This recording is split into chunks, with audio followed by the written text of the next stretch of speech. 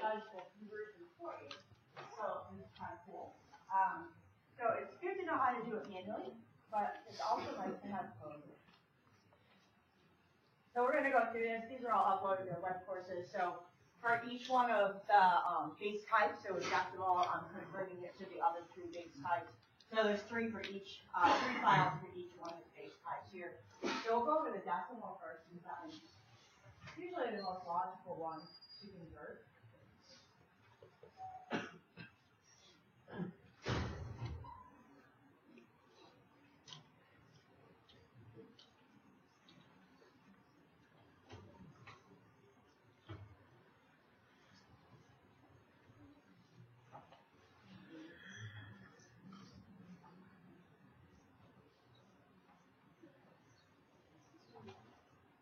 Okay, so we're going to convert to binary from decimal. So this is the chart that shows you the basic implementation of that. So here what we do is I'll have a program that takes in your decimal number, takes in the remainder, and takes in the quotient. And so I'm just creating an integer array for the binary numbers. I'm just setting it to 100. Yes, we could potentially go back to that, but hopefully it won't. And then here, I have my I and my J, and so I'm just prompting the user to enter any decimal number, and I'm taking it in as a long decimal. See that? The long. Okay, so another formatter for you.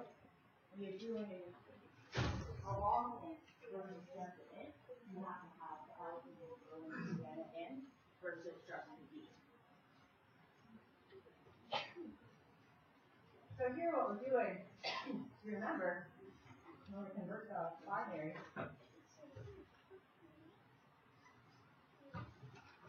here, okay? So every time, so you take that number divided by 2, right? And then you get your quotient. And then we also have that remainder. And then we keep going through that until we hit the 0, right? So that's how we get our binary. Actually, this is a better example because this one is not algorithm. You can actually see the order of the binary in the correct order. Okay? So then once you get to the bottom here, you start at the bottom of the left hand zero. So here's the code that actually does that. So here, so we get our quotient, and we're just setting it equal to our decimal number. And we're going to keep looping until we are not, until we're no longer what quotient is not equal to 0.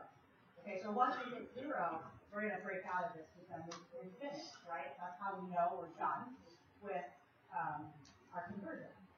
So what we're going to do is, in our binary integer array, we are going to, in that position there, we are going to put the quotient divided by 2. And then modulus 2, modulus 2. So this is what's giving you the remainder, right? If you remember, the modulus gives you the remainder, not the result. Okay? The result is the quotient divided by 2, but the remainder is the modulus 2. And it's that remainder that we want. That's going to make those binary numbers for us, right? If that's how we did this. So every time we went through here, we have a remainder of 1 or 0. So that's what the code is going to do.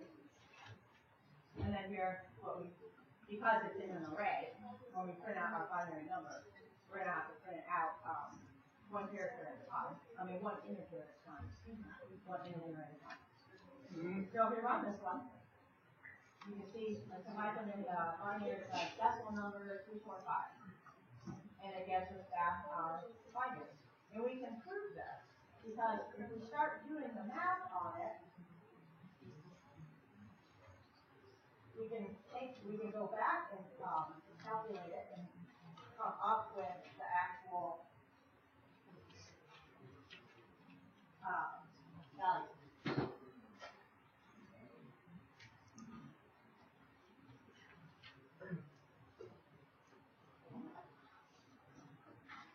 So the answer here is 345, and the program said our binary is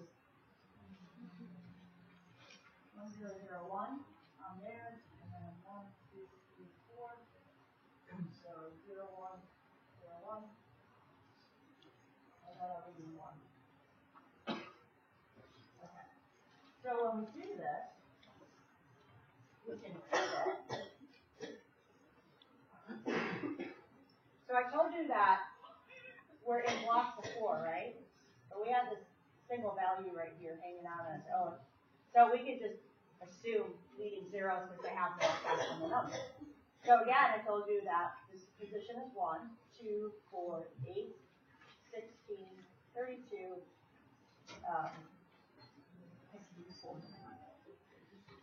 1, 8, there, and then this guy's 256. So our 256 is set. Our 64 is set. Our 16 is set. Our 8 and our 1. Okay? So if we add that together, we can do 256, 64, 11, 12, 220, get a 16, 336, our 8, 344, and our 1, 345. Does that make sense? It's a very useful skill, believe it or not. You can choose not to believe, but it really is a useful skill. Okay, so that's decimal to binary. So the next numbering system we look at is decimal to hex. So here's the example. I really suck at this document versus laptop. Okay. So this is the example here. So instead of dividing by 2, we're dividing by 16, right? So from a program perspective,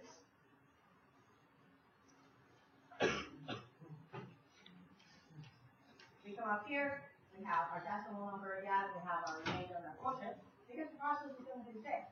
And then we have our values that we're using to loop, and then we're making a character array. It has to be a character array because why in hex?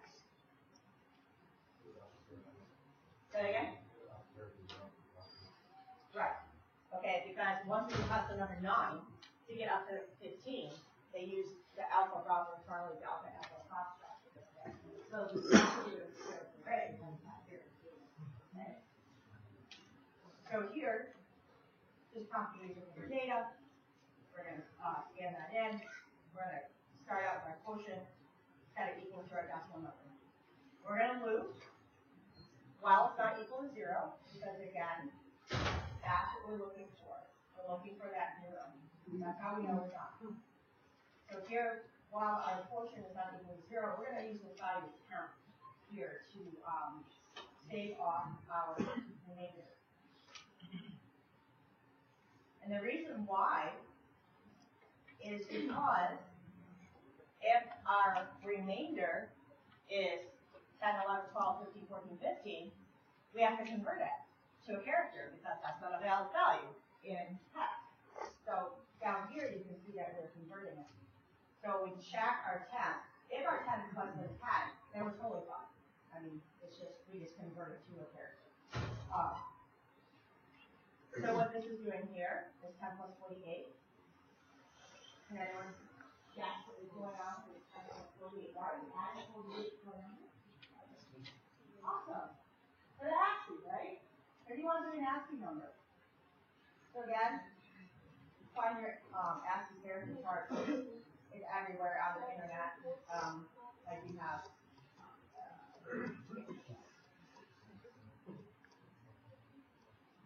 Because we're representing the data in an ASCII format. We want it to be a character. So if we want it to be the number versus the integer value, then we have to have 48 here. So if we look here, starting at 48, let me zoom in.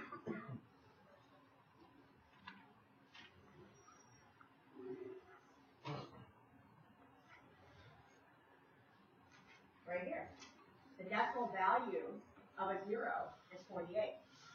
So we're going to take our data and we're going to add to it the value of 48 so that we can get the ASCII representation number. Does that make sense? Now, the next one here, otherwise, we're going to take our 10 and we're going to add 55 to it. Anyone want to guess what's 55? Probably the age, right? So if you go look at that, 55 here. Okay. Because we're adding to it. So we have 10. Think about it. We're starting with 10, right? So if it's less than 10, we're just adding 48. Otherwise, if it's greater than 10, we're going to add that to our 10. So the minimum value is going to be 65. So we go look at our added character chart. Our 65 is right here. It's alpha. A capital alpha, not a lowercase alpha. Does that make sense? Okay. So then we can go ahead, now that we've converted it to string data versus integer data, because what happens if you try to store an integer in a string array? Program's probably going to crash on you, right? Because like you can't do that. Okay?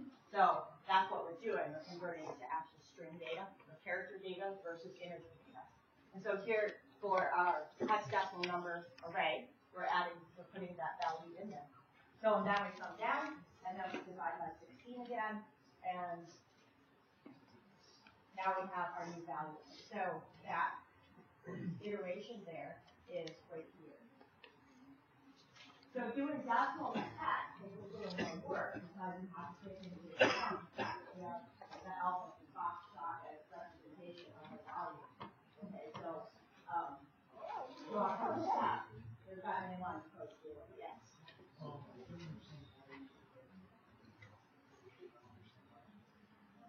Because after the value of 10, 9. Okay. So this is what it's saying. If my 10th is less than 10, so it's 0 through 9, right? Otherwise, it's 10 or higher. Okay?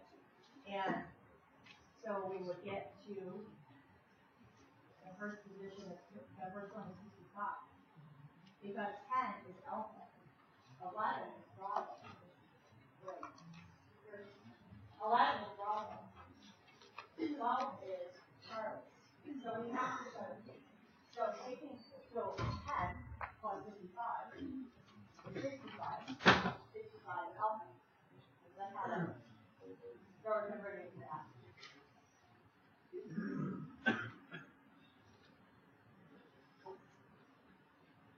So we can run this. So if I put in my decimal number of 345, we get a 159 as our tax. And we can prove that to go through. I'm not going to prove each one of them because there's like 9 more to go. I just want you to look at the code. So again, the octal is the exact same process. The good news with octal is, where are you, octal? There's no example of the process. Okay. That's fine. I mean, the process is the same. It doesn't matter what your base is. It's divided by 2, divided by 8, divided by 16. Same process, right? The hex is unique because it has 30. So, 10 is your 8 instead of 2. So we go through here with the octal. We get our decimal number, we have our remainder, we have our quotient. So we come here, we enter our number, we look at that value. We initialize our quotient to that value, and then we're going to loop until we get to 0. And while we're looping through that value, we're going to do our modulus 8 to get our remainder. And we're going to set our quotient equal to our quotient divided by 8. So in our octal number, so this can be integers, we have no character data, only the hex has the character data. So we just have an integer array, and we're going to store our octal data in this, and then we're going to output our value. So we go ahead and run this. 345 in octal is a 541. Does that make sense? Because it's always the remainder. So let's go the other way. Let's start out with octal. So when we're talking about going from one base to another, when decimal is not involved. So that part was what? Okay, so this one octal 2.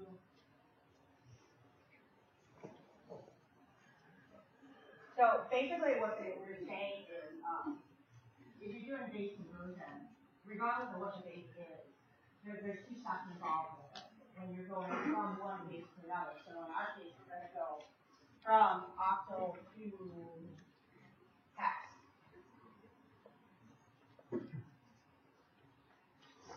So when you do the conversion process, it's two steps, where you convert from the one base to base 2, from base 2 to the other base. Because octal and hex are both what? Relative to base 2.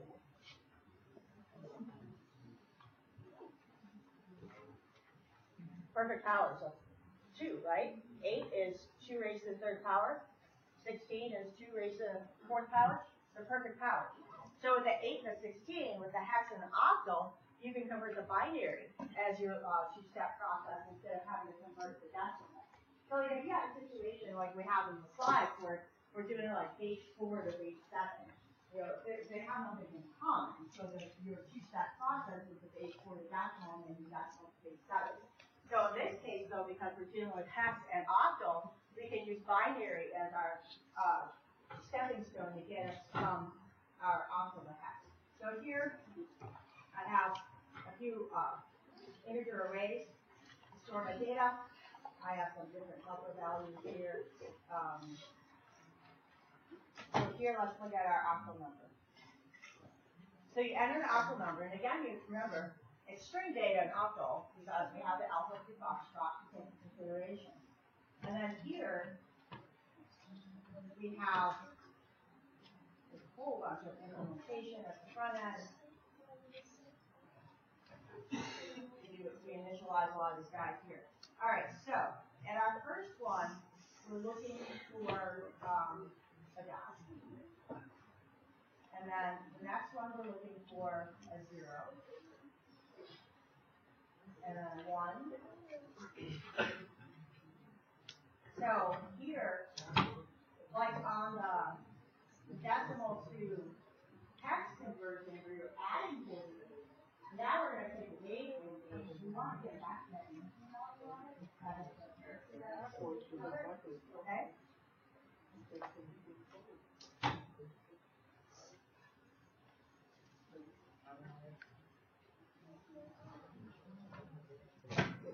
So here you can see that as we're going through, we're using the power function to do our calculations, and we step through it.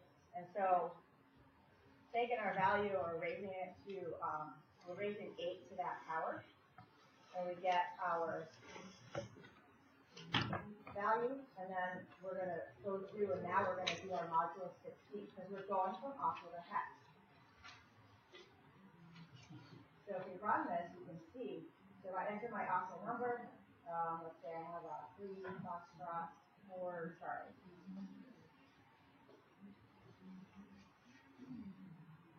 So it converts it to hex, and this is the representation of it in hex. Because hex, if you remember, is all characters, right? Well, it's like a series of characters that goes up in foxtrot as well.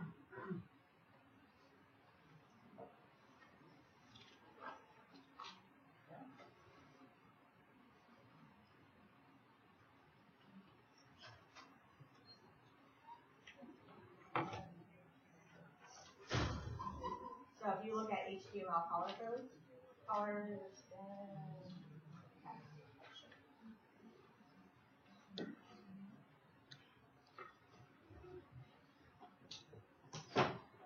so this is hex, right?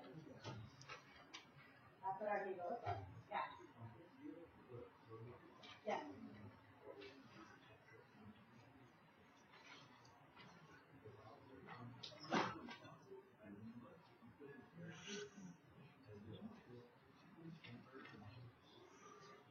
Right. I'm sorry. Oh my God, you're so right.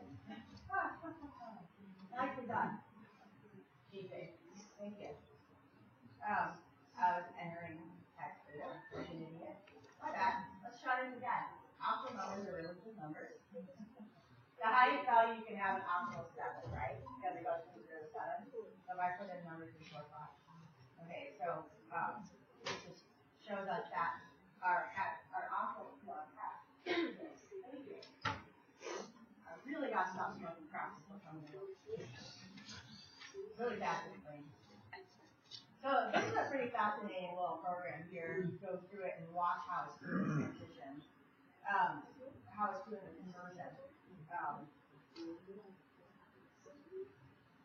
It's pretty slick the way it goes through it. So it takes that value and it does the minus 48 on it because it enters the data. And then we go through here and we raise that value to the power to get the number. And then we can come down here and then we take that number and we do the conversion to the actual hash. So just for the essence of time. So octal to binary. So octal to binary is a little bit easier, where we just do a switch on our number. So what we're doing with our octal here is we're scanning that in as a string. Okay? So here we're doing a character array. And then we're going to do a switch on each one of those positions. And we're going to go through it and look at the value. So if the value ends up being a 0, you see that we're doing a character 0, we're not doing an integer 0. There's a difference.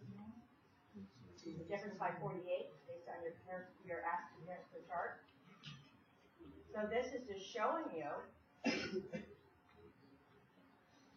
the binary representation of each one of those values. If you remember, so octal is represented by 3 values of blocks of 3 in binary, right? Decimal is 4, but octal is only 3 because we only go up to the value of 7.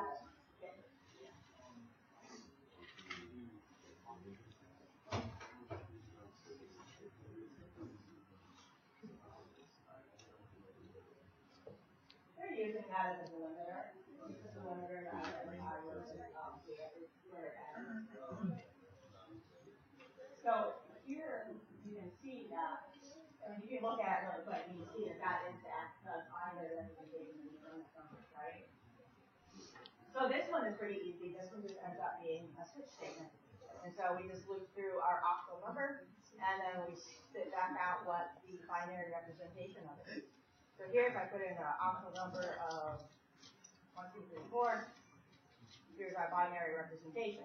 So just like I did with the decimal, we can actually write this out, and from a binary perspective, we break it up into our little 3 groups, and we can add that together, and we would come back with our octal value right there. So 1, 2, 3, that position right there is 4. So here's our 4, and then 1, 2, 3. So 0, 1, 1, that value is 3. So there's our 3, and then we have 0, 1, 0. So that is 2, there's our position 2, and then 0, 0, 1 is our 1. So if you just break it up into 2, 3, you can see how that octal value is depending on value. Does that make sense? The octal to hash is probably the hardest one, just because there's so much conversion going on with that one. So octal to decimal is pretty simple. You just go in there with your octal number, and we do the math on this guy to re-raise it to the, we do the modulus, take the decimal value, and then we do the modulus of the octal on it, and then we raise that to the power of 8 as we look through, because it's going to do that conversion for us, and then finally we can get that octal value to divide by. So again, we're looping until we get to 0. So this process here is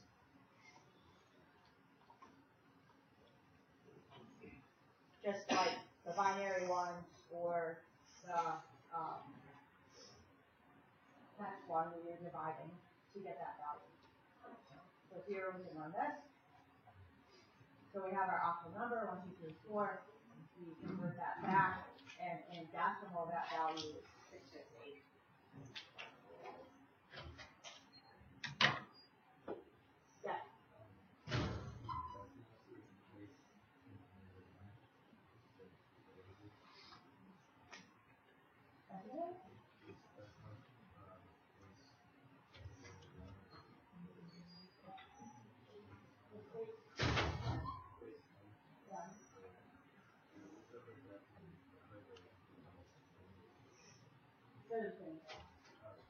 Those regular numbers that you understand, they are not small, but they don't use that notation.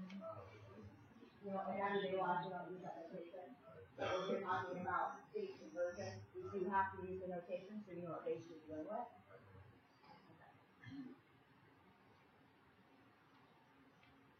So then we have our binary. So you're going to enter some binary number here. And we're going to look through. So when we go from decimal to binary, we divide by 2. So if we're going from binary to decimal, it makes sense that we're going to do the power of 2 to multiply. So here, we get in our value. Sorry, can't stand not having space with my code. This is one of those things that when I was programming in the military, and we would do code reviews, you had to have space between all of your variables and stuff. If you didn't have space, you couldn't even go back and rewrite the code. That helped me over time in the military. If there's supposed to be space there, you gotta have space there. You're doing it over. Okay, so here we're going to prompt the user for their binary number. So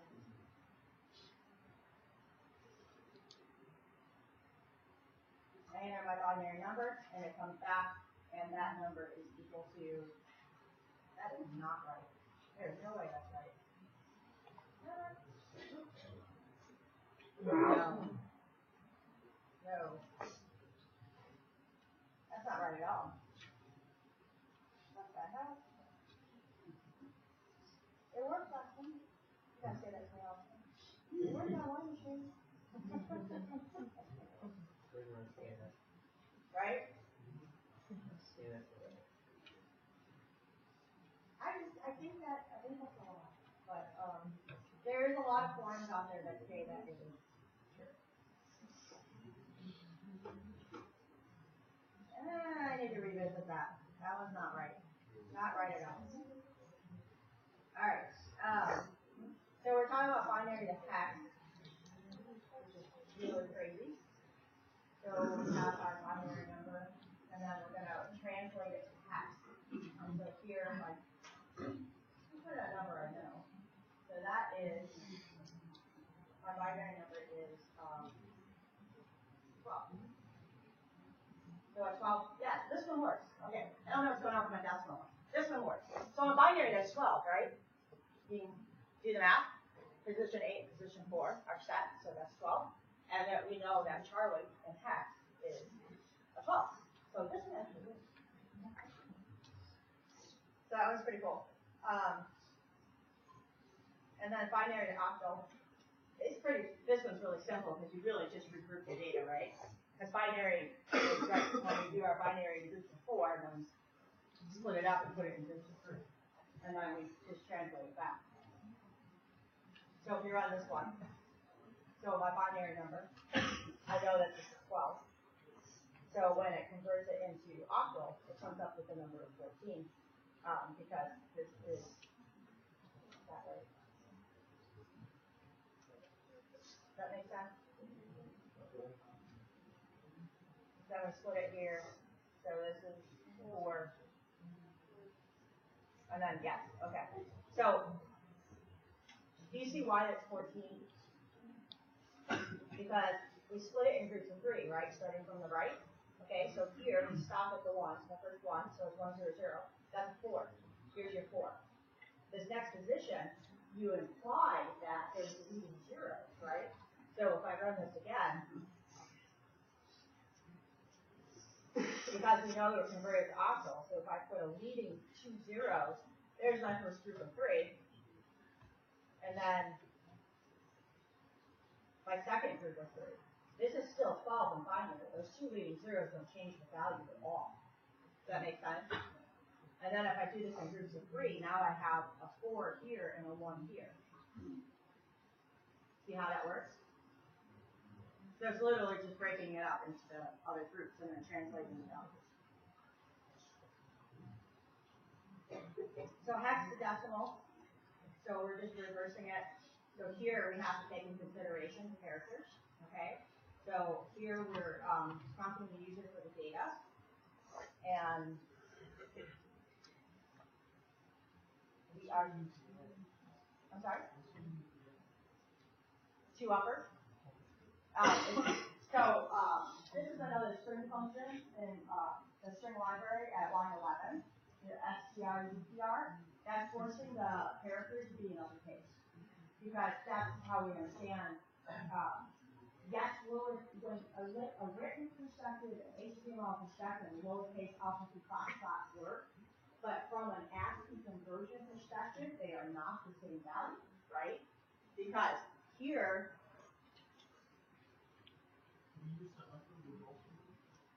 Use what? Is that a function? It's a function in Java. Oh, okay.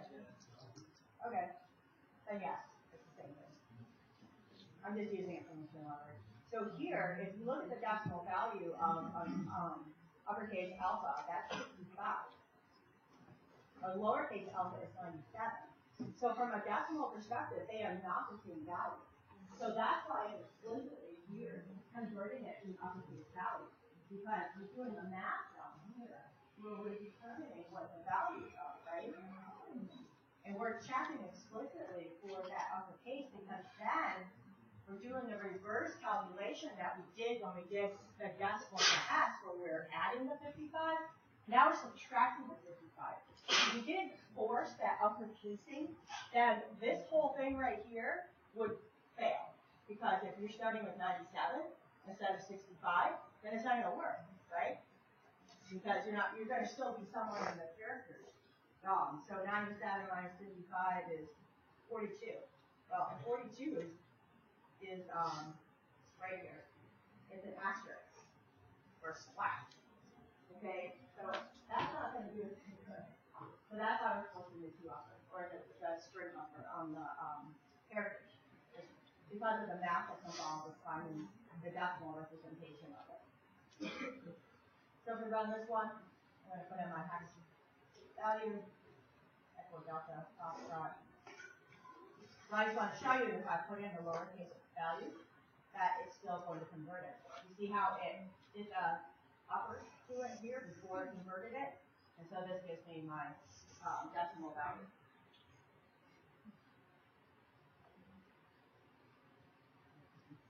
Yeah. I'll need to read. Hex the binary. So again, this one is just checking the value, and it's checking literally the character representation of it, not the numeric representation. And so here it's just converting it based on that.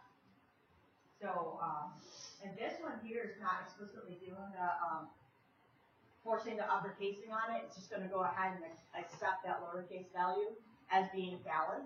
Because in HTML world, lowercase alpha and foxtrot are valid, and so it's just going to make sure it comes back with the right value for that, regardless of what case you're using.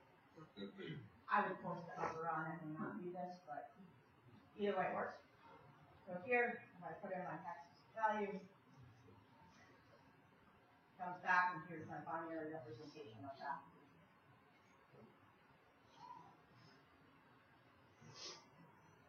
And it literally just translates it character by character. So the first one here is 3. So you see my first 4 values, my 1 and my 2 are set. So that gives me my 3. And then here I have an echo is 14. So here's my 8, my 4, and my 2 is set. And so my 0 is not. So my 1 position, and you can do the rest across.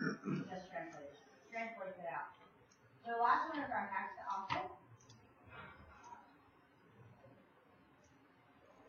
So if we run this one here, put in our x value, so here is the value of Charlie. We know that Charlie is equates to that. Well, someday, solve an offset is going to work. So we can run through these different examples, and you can see that we can translate back and forth between any of these bases. We can do it manually if we want to, using this implementation. But we're in a coding class, so I also see all the different examples of how to do coding. And go on with that one. That one's not easy. So these are all uploaded to web courses. Definitely go take courses. Have a fabulous weekend.